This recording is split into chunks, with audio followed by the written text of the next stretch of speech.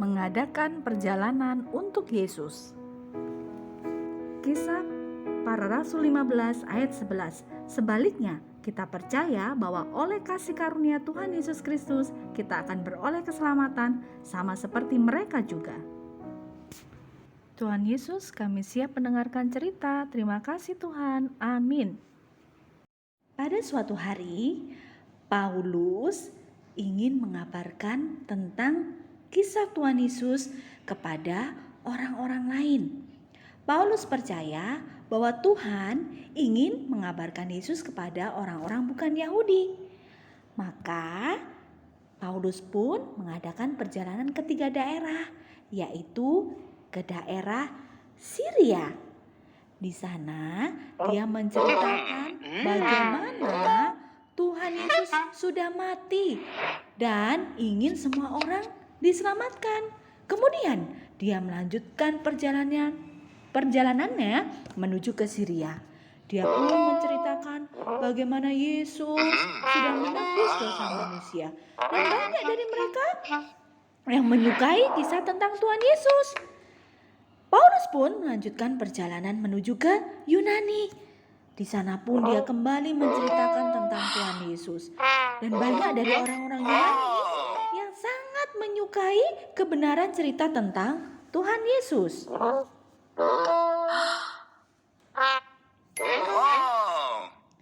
Bertahun-tahun kemudian, Paulus pun kembali ke Yerusalem. Tapi anak-anak tahu bahwa sebagian besar mereka tidak menyukai Paulus untuk kembali ke Yerusalem. Mereka ingin mengusir Paulus karena mereka tidak suka ajaran-ajaran Paulus. Tetapi Paulus berkata bahwa dia adalah warga negara Roma. Jadi dia ingin minta diadili ke Roma.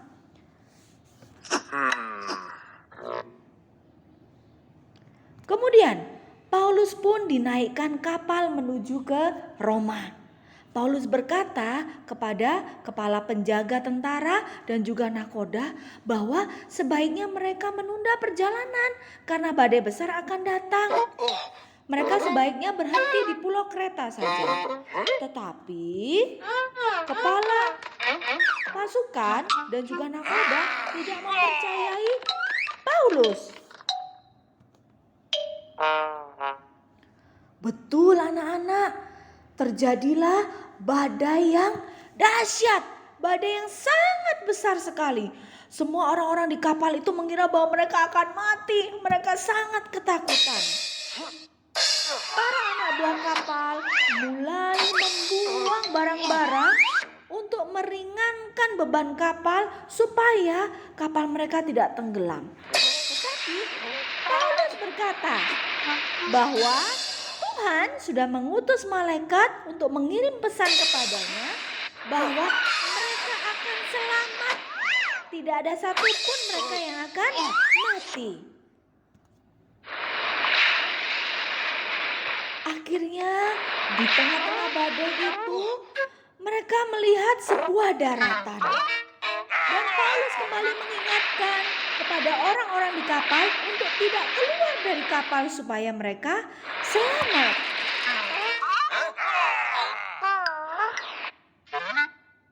Dan akhirnya kapal pun terdampar di pulau Malta. Para prajurit sangat takut kalau ada tawanan yang akan melarikan diri. Oleh karena itu, para prajurit itu berpikir untuk membunuh semua tawanan. Tetapi karena Paulus ini adalah orang yang baik dan dia dikasihi oleh kepala dari pengawal, maka kepala pengawal itu berkata untuk tidak membunuh Paulus, dan juga Paulus memohon supaya teman-teman tawanan yang lain juga tidak dibunuh. Mereka pun turun ke pantai di Malta. Penguasa yang ada di Malta itu memperbolehkan mereka untuk tetap tinggal di sana beberapa saat. Ketika Paulus masuk ke rumah penguasa yang ada di Malta, Paulus melihat bahwa ayah dari penguasa Malta itu sedang sakit. Paulus sangat merasa kasihan melihat orang tua dari penguasa Malta itu. Akhirnya Paulus pun berdoa kepada Tuhan. Dia memohon kesembuhan dari orang tua penguasa Malta ini. Dan Tuhan pun bekerja secara luar biasa. Tuhan menyembuhkan ayah dari penguasa Malta itu. Dan penguasa Malta ini sungguh sangat senang. Mereka semua di situ takjub melihat kesembuhan dan doa yang dilayangkan Paulus kepada Tuhan, dan Tuhan menjawab doa Paulus. Akhirnya mereka pun menaiki kapal dan menuju ke Roma. Sesampainya di Roma, Paulus menjadi tahanan rumah.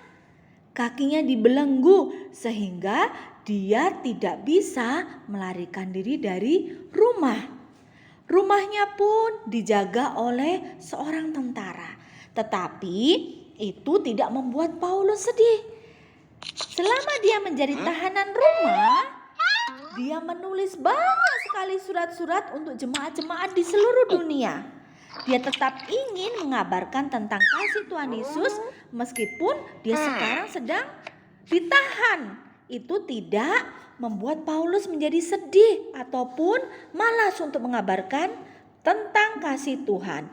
Paulus terus menulis surat-surat untuk semua jemaat di seluruh dunia. Dan surat-surat itu anak-anak menjadi bagian dari kitab-kitab di dalam Alkitab. Nah anak-anak, kita bisa belajar dari cerita Paulus bahwa kita tidak boleh putus asa untuk mengabarkan pekerjaan Tuhan. Sampai di sini cerita dari Mem. Terima kasih. Tuhan Yesus, terima kasih untuk cerita hari ini. Tolong kami untuk suka menceritakan tentang Engkau kepada orang lain. Terima kasih. Amin.